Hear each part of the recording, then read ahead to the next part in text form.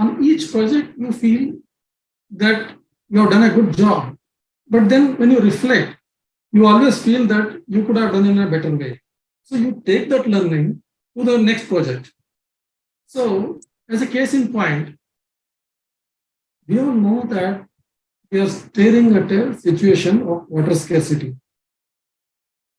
Right? So there is a in tunneling projects, especially in the Himalayas, depletion of water resources is common. Alarms are raised only if you deplete water from a habitat.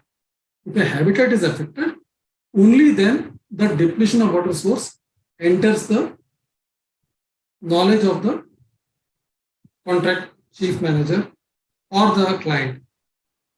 Otherwise, you excavate anywhere, you have water escaping.